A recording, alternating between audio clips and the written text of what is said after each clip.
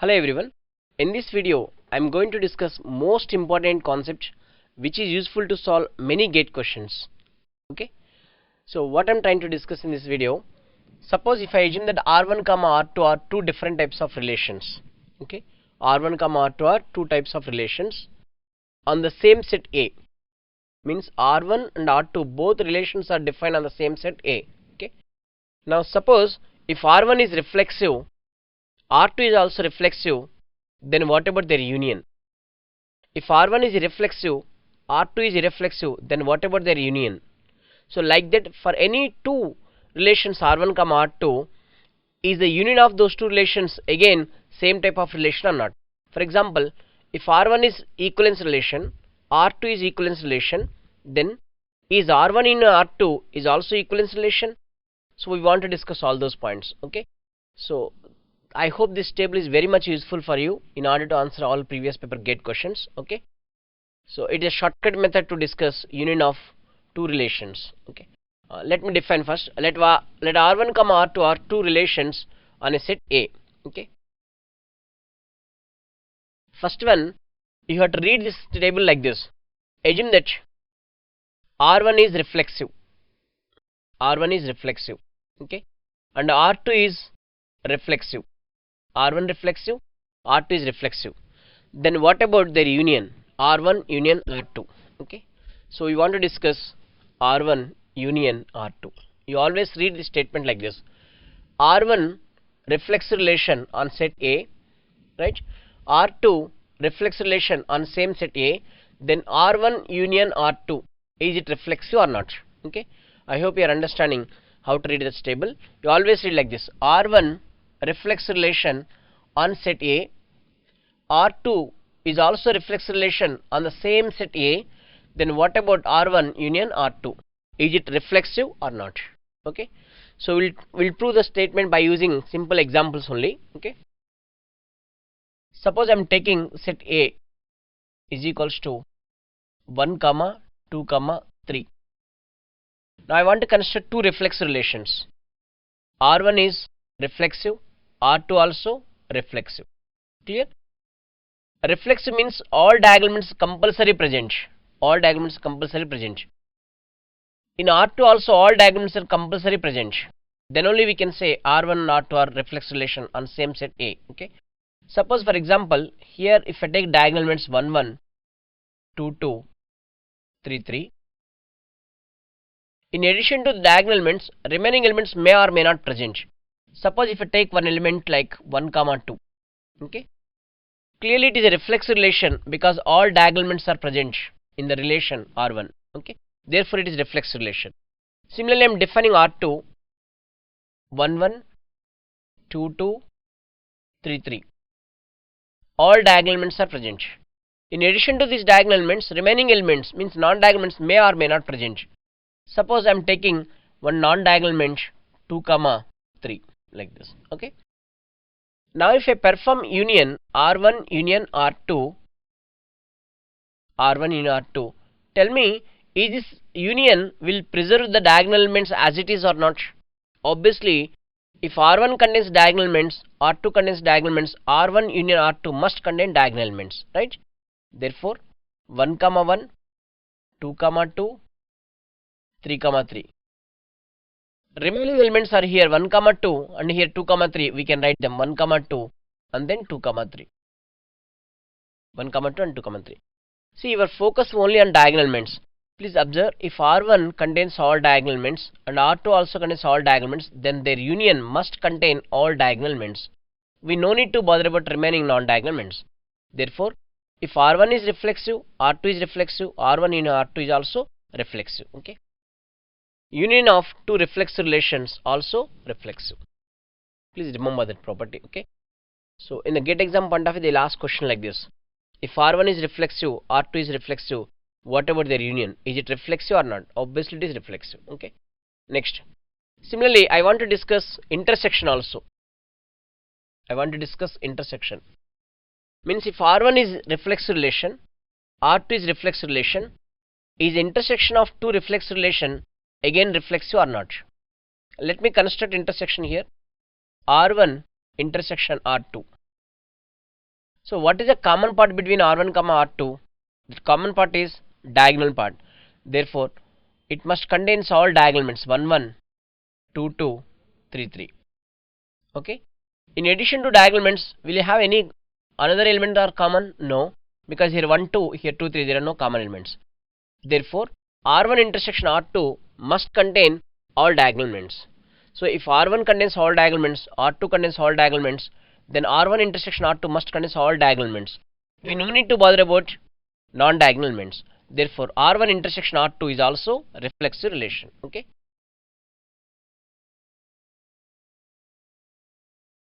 You please observe how to read this table. R1 is reflexive and R2 is reflexive on same set A. Then R1 union R2 is reflexive. Okay. Similarly, R1 intersection R2 is also reflexive relation. Numerator value indicates union, denominator value indicates intersection. So I want to create shortcut table. That's the reason I'm creating table like this. So, but please understand how to read this table also. Okay. Next one. Suppose R1 is irreflexive relation. Assume that R1 is irreflexive relation and R2 is irreflexive relation on same set. R1 is irreflexive relation, R2 is irreflexive relation on same set. Then what about their union? Okay. You know that irreflexive relation means all diagonal elements compulsory absent. Okay, all diagonal elements compulsory absent. Okay. So I want to discuss irreflexive relation on the same set A. If A equal 1 2 3, okay. Now I'm taking one set R is equals to irreflexive relation. Irreflexive relation means all diagonal elements are absent. Suppose I'm taking 1 comma 2. 1 comma 2. Let it be R1. R1 is equals to 1 comma 2. Is any diagonal element present in this relation? No. That's why it is irreflexive relation. And if you take R2 I'm taking 2 comma 1. Is any diagonal element present in this relation? No. Therefore, R1 is irreflexive. R2 is reflexive. If I perform union does not contain any diagonal elements. If R1 is not having diagonal elements, R2 is not having diagonal elements, obviously their union also not contain diagonal elements. Similarly, their intersection also do not contain diagonal elements. Therefore, R1 union R2 do not contain diagonal elements. We are having only 1 comma 2 and then 2 comma 1, which is irreflexive relation. Similarly, if you take R1 intersection R2, that equals to empty set. There is no common part between these two. Empty set means there are no diagonal elements. Therefore, it is also irreflexive relation. So, if R1 is irreflexive, it does not contain diagonal elements. R2 is irreflexive, then it is also not containing diagonal elements. Then R1 union R2 do not contain diagonal elements. Therefore, R1 in R2 irreflexive. Even R1 intersection R2 do not contain diagonal elements. Therefore, it is also irreflexive. Okay. Therefore, R1 irreflexive, R2 irreflexive on same set A. Their union is also irreflexive. Next. R1 irreflexive, R2 irreflexive, then their intersection also irreflexive relation. Clear? Now we are talking about symmetric relation. Let R1 is symmetric relation on set A. R2 is also symmetric relation on same set A. On the same set A. Then what about their union? What about their union? Okay.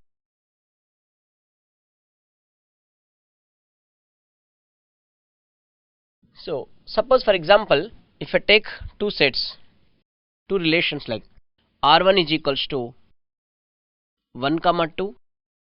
In order to define it is symmetric, its symmetric pair, its corresponding symmetric pair 2 comma 1 must and should present. Now R1 is symmetric relation. If you take R2 is equals to, let me take 1 comma 3, then its corresponding symmetric pair 3 comma 1. It is also symmetric. Is it clear? Now if I perform union between these two, R1 union R2. Okay.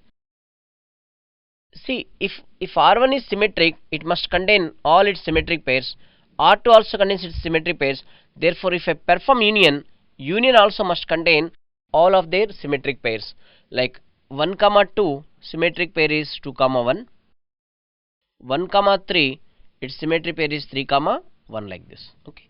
Therefore, R1 union R2 is also symmetric. if I perform intersection R1 intersection R2, there is no common ordered pairs between these two, therefore we will get empty set pi. Tell me, is empty set is symmetric? Yes, because smallest symmetric relation is pi.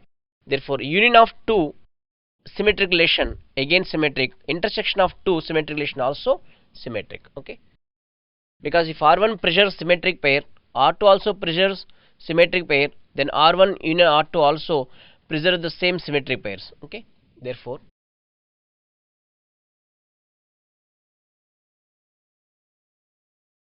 R1 union R2 is symmetric and R1 intersection R2 is also symmetric. Okay, next we are talking about antisymmetric. Suppose if R1 is antisymmetric on set A and R2 is antisymmetric on same set A. Okay, R1 is antisymmetric and R2 is antisymmetric on same set A. Then what about their union? It is most interesting and important. Okay. For example, have you remembered I introduced some golden points in the theory part of antisymmetric relation. So that point is, for diagonal elements you no need to verify antisymmetric relation, because by default diagonal elements are satisfying antisymmetric property. Okay. For non-diagonal elements you have to verify whether symmetric pair exists or not. For non-diagonal element, if symmetric pair do not exist, then it is called antisymmetric relation. Okay. For example, look at this one. R1 is equals to 1 comma 2. Is it non-diagonal element in the matrix representation of relation? Yes, it is non-diagonal element in the matrix representation of relation. Non-diagonal element we are having only one ordered pair, means its corresponding symmetric pair is not there. Therefore R1 is antisymmetric. Now if you take R2 also contains only one ordered pair, which is also antisymmetric because its corresponding symmetric pair is not available. So R1 is symmetric, R2 is symmetric. But if you perform union will give 1 comma 2, 2 comma 1. Tell me, is it symmetric? No, because 1 comma 2 symmetric pair is 2 comma 1 also available in the set R1 union R2. Therefore if R1 comma R2 are two antisymmetric relations, then R1 and R2 need not be antisymmetric relations. Is it clear? Why we are calling need not be? Sometimes maybe it is true. So in which situation it is true? For example, R1 is equals to 1 comma 2. R1 is equals to 1 comma 2. R2 is equals to, I am taking 2 comma 3. R1 equal to 1 comma 2 and R2 equal to 2 comma 3. If I perform union R1 in R2, okay, let me take that example. Suppose I am defining R1 is equals to 1 comma 2. Only one ordered pair which is non-diagonal ordered pair, that's why it is antisymmetric. If you take R2 is equals to something like 2 comma 3, which is also single ordered pair, that's why it is antisymmetric. Okay. If I perform union R1 union R2, which is equals to 1 comma 2 and then 2 comma 3, correct? 1 comma 2 symmetric pair is 2 comma 1, which is absent here. Next 2 comma 3 symmetric pair is 3 comma 2, which is also absent. Therefore R1 union R2 is also antisymmetric. Means sometimes R1 union R2 not antisymmetric, sometimes R1 union R2 is antisymmetric. Therefore the final conclusion is, if R1 is antisymmetric, R2 is also antisymmetric, R1 union R2 need not be antisymmetric. Okay. Therefore I can say R1 union R2 need not be antisymmetric. Okay, need not be antisymmetric. Clear? Need not be antisymmetric. Now, what about intersection part? Now please observe this one. R1 is antisymmetric. In this example R1 is antisymmetric, right? R1 is antisymmetric and R2 is also antisymmetric because we are having single ordered pairs. But if I perform R1 intersection R2, that is empty set. Is empty set is antisymmetric? Yes, empty set is antisymmetric. That is the smallest antisymmetric relation is empty set. Okay. So in the theory part of antisymmetric relation I explained why empty set is antisymmetric. Please watch previous videos. You can understand why empty set is antisymmetric. Okay. Therefore R1 is antisymmetric, R2 is antisymmetric, their intersection is also antisymmetric. Okay, clear? Now even if you perform in this case also 1, 2, 2, 3, intersection is pi. Therefore intersection between two antisymmetric relation always antisymmetric. Therefore we can say it is true. It is true, right? Next one is asymmetric relation. R1 is asymmetric relation on set A. R2 is also asymmetric relation on same set A. Then what about their union? What about their union? Okay. See, for asymmetric relation, antisymmetric relation and a transitive relation, one important point is in asymmetric relation all diagonal elements compulsory absent. Please remember these points. These are very, very important golden points. Okay. In asymmetric relation all diagonal elements compulsory absent. Okay. Whereas in antisymmetric and transitive relation, for diagonal elements you no need to verify those relations, because by default diagonal elements always satisfying as antisymmetric and transitive relation. Clear? Now we are talking about two asymmetric relations. Now look at R1. R1 contains only one ordered pair 1, 2, which is not diagonal. It is non-diagonal ordered pair. So non-diagonal ordered pair, only one ordered pair, means obviously it is asymmetric. Okay. It is also non-diagonal ordered pair, only one ordered pair, that's why it is asymmetric. Okay. So if we have only single non-diagonal ordered pair, then it is asymmetric, antisymmetric and then transitive. So these are most important key points. So it is asymmetric, R1 is asymmetric, R2 is also asymmetric. Now if I perform R1 union R2, then is it asymmetric? Verify. Asymmetric relation says that whenever x related to y, y do not related to x. But here 1 related to 2 and 2 also related to 1. Therefore union need not be asymmetric. Why we are calling need not be? Because sometimes maybe it is true. For example, R1 is asymmetric because non-diagonal single ordered pair. R2 is also asymmetric because non-diagonal single ordered pair. Right? If I perform R1 union R2, 1, 2, is any symmetric pair for 1, 2 here? No. Is any symmetric pair for 2, 3? No. Therefore R1 union R2 is also asymmetric relation. Right? So if R1 is asymmetric, R2 is asymmetric, then R1 union R2, sometimes it is not asymmetric, sometimes it is asymmetric. Therefore R1 union R2 need not be asymmetric relation. Okay. R1 R2 need not be asymmetric relation.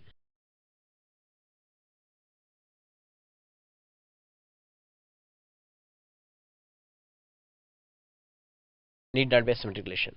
Now what about intersection part? In this example, if I perform intersection between R1, R2, we are getting pi. Pi is the smallest asymmetric relation. Pi is smallest asymmetric relation. Pi is also smallest symmetric relation. Pi is also smallest transitive relation also. Pi is smallest antisymmetric relation also. Therefore, we must give high priority for pi, empty relation, right? So empty relation is asymmetric relation. Now in this example, R1 is asymmetric, R2 is asymmetric. If I perform R1 intersection R2, we will get again pi. Therefore R1 intersection R2 is always asymmetric relation. Okay.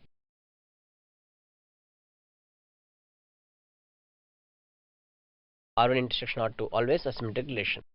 Next, transitive relation. Assume that R1 is transitive relation on the same set A and R2 is also transitive relation on the same set A. Then what about R1 union R2? R1 union R2. Okay. Now please recall our golden points. What are the golden points? First golden point, for diagonal elements you no need to verify antisymmetric, symmetric, transitive relation. Antisymmetric, symmetric, transitive relation.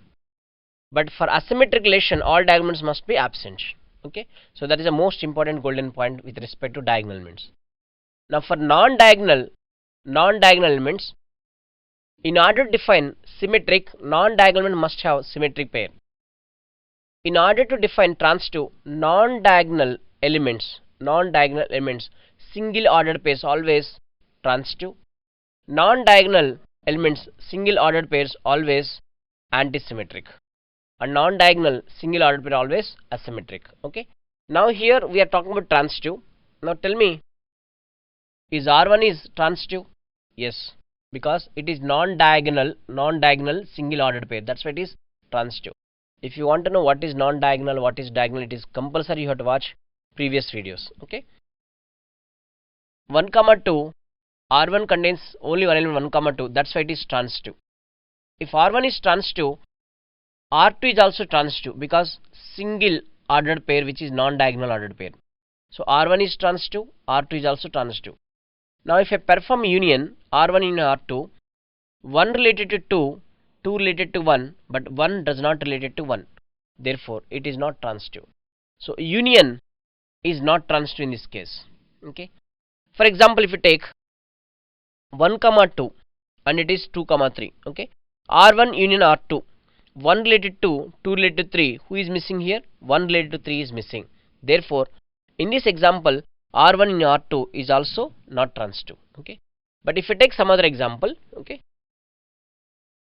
suppose I am defining R1 as 1 comma single ordered pair which is non-diagonal, obviously it is transitive. Okay, and I am defining R2 is equals to 3 comma 2. Therefore, R1 is transitive, R2 is also transitive. If I perform union R1 union R2 which contains 1 comma 2 and then 3 comma 2. Now I want to verify is it transitive or not. Okay, see here 1 related to 2, 1 related to 2. There is no ordered pair which is starting from 2. Therefore, with respect to 1 comma 2, it is satisfying transitive relation. Clear? Next, 3 related to 2. There is no ordered pair which is starting from 2. Therefore, 3 comma 2 is also satisfying transitive relation. Okay. Repeating once again, 1 related to 2. Is any other ordered pair which is starting from 2? No, because it is starting from 3. Okay. So 1 related to 2, but 2 do not relate with any other element. Therefore, we can stop at only 1 related to. So obviously it is transitive. Because if we say it is not transitive, we have to prove that condition is A related to B, B related to C, but A does not relate to C. If we want to prove a relation is not transitive, we have to prove that there are two ordered pairs. How they are related? A related to B and B related to C, but A do not related with C. Then only we can say it is not transitive. Now tell me, do you have any two ordered pairs like A related to B and B related to C? No. If you are unable to find two ordered pairs A related to B and B related to C, then definitely you have to accept it as transitive only. Therefore, here only A related to B is there, but B related to C is missing. That's why it is transitive. Here only A related to B is there, B related to C is missing. That's why it is transitive. Therefore, R1 union R2 is transitive. Okay. So in this example, R1 union R2 is not transitive.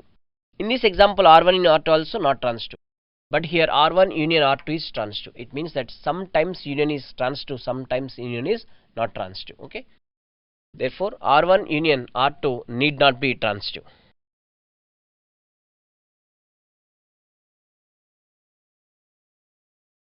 Need not be transitive. Now we are talking about intersection. R1 is transitive relation, R2 is transitive relation. Then what about R1 intersection R2? Okay. It is very simple. Like here R1 is transitive, R2 is transitive because single non-diagonal ordered pairs. And R1 intersection R2 pi. Pi is the smallest transitive relation. Okay. So here we are getting R1 intersection R2 is also pi. That's why it is also transitive relation. Therefore, intersection of two transitive relation always transitive. Okay. Always transitive. Right. Next, equivalence relation. EQ means equivalence relation. Assume that R1 is equivalence relation on set A. R2 is also equivalence relation on same set A. Now we want to discuss is R1 union R2 equivalence relation or not. Okay. But please recall what is the definition of equivalence relation. A relation R is said to be equivalence if it satisfies three properties. First property is it must satisfy reflex relation property, right? And second one, it must satisfy symmetric relation property, and third one, it must satisfy transitive relation property. A relation which is reflexive, symmetric, transitive is called equivalence relation, right? Now we want to see if R1 is equivalence relation, R2 is equivalence relation, is R1 union R2 is also equivalence relation or not? Okay. We know that union of two reflexive relation always reflexive. Union of two reflexive relation always reflexive, right? Union of two symmetric relation also symmetric. Union of two symmetric relation also symmetric. But tell me, union of two transitive relations compulsory transitive? No, need not be. Union of two transitive relation need not be transitive. Therefore, union of two equivalence relation also need not be equivalence. It is very interesting property. Please listen once again. If R1 is equivalence, R2 is equivalence, R1 union R2 need not be equivalence because R1 union R2 need not be transitive, right? Therefore, R1 union R2 need not be equivalence relation. Need not be equivalence relation. What about intersection?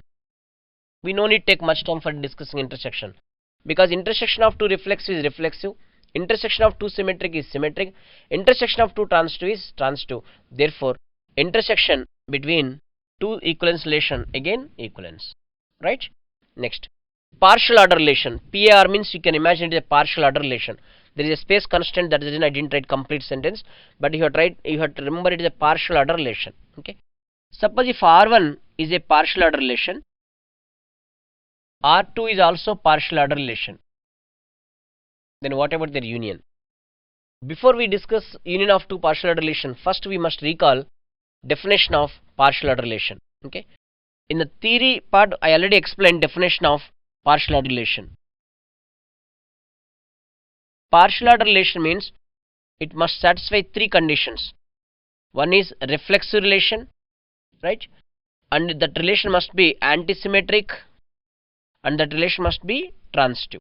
A relation which is reflexive, antisymmetric, transitive is called partial order relation. In a shortcut format, you can remember RAT. RAT means RAT. Okay, RAT. Clear? RAT.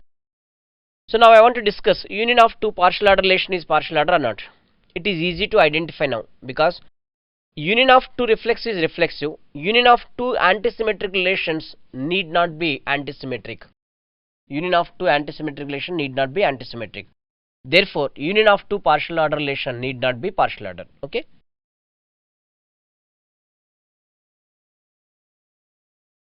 Union of two partial order relation need not be partial order. What about intersection? Of course, intersection is true because intersection of two reflexive is reflexive. Intersection of two antisymmetric is antisymmetric. Please look at here. Intersection of two antisymmetric is antisymmetric. And intersection of two transitive is transitive. So intersection of two transitive is transitive. Therefore, intersection of two partial order relations also partial order relation. Clear? So based on this table, there are so many previous paper gate questions are there. So please read this table number of times. If possible, you can take snapshot and keep it in the WhatsApp status also. Okay, so that you never forget the subject. Because by using this table, I can construct minimum 25 to 30 questions. So those 25 to 30 questions we are framing with the shortcut table. That is in this table is very important. If possible, you take screenshot or you take a snapshot and keep it in the WhatsApp status. Whenever you find time, means you are waiting for bus in bus stand, or you are having lunch while having dinner, at any point of time, just look at the WhatsApp status. You can easily recall all these key points. Okay. So I hope you enjoyed this video. In the next video also, I am going to design one important table. By using the table also, we'll discuss many gate questions. Okay. Thanks for watching this video.